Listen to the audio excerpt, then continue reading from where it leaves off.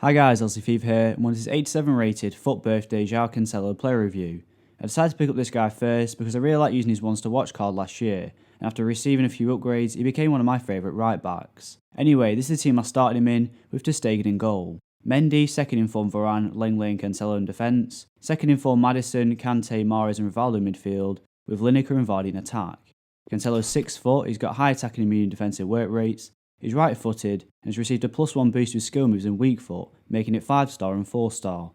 To point out some of the important in-game stats, he's got 91 acceleration with 93 sprint speed, 90 crossing, 87 reactions and ball control, 88 dribbling, and finally 99 stamina.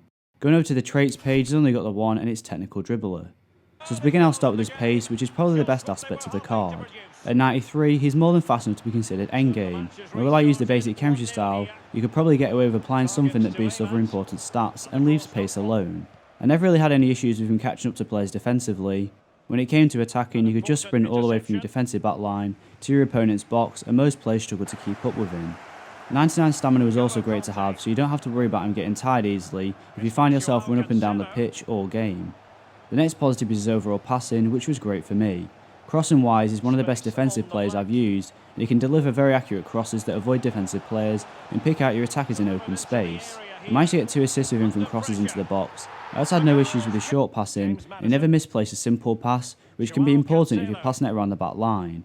His long passing also felt decent for me, and again I never had any issues with being inaccurate or not delivering enough power to reach my player. His curve definitely helps with this, as it allows him to bend passes around defensive players in order to reach your midfield or attack, and it also contributes to the success of his delivery from crosses. Even when he was off balance or at a difficult angle to the player I wanted to pass the ball to, Cancelo never let me down. Dribbling wise, this card is more than good enough for a defender.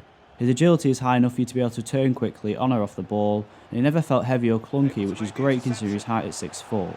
His balance was also good enough for me. A lot of fast and agile fullbacks tend to end up on the floor a lot of the time, and this is something I never noticed with Cancelo. On the ball he feels very agile, and it's easy to dribble your way down the sideline, weaving in and out of players. His ball control also felt higher than 87, he was able to bring in very powerful passes and deflections with ease, without taking a heavy touch, and he never gave the ball away in these situations. Defensively, this card did the job. 83 is fairly average for a stat at this point in the game, and it would have been nice to see that boosted just a little bit higher. He made quite a few impressive interceptions, and I'd probably say it's the best aspect of him defensively. He managed to stop a few passes down the sideline, and I did notice he was good at cutting off passing lanes from the centre of the field out to the wing.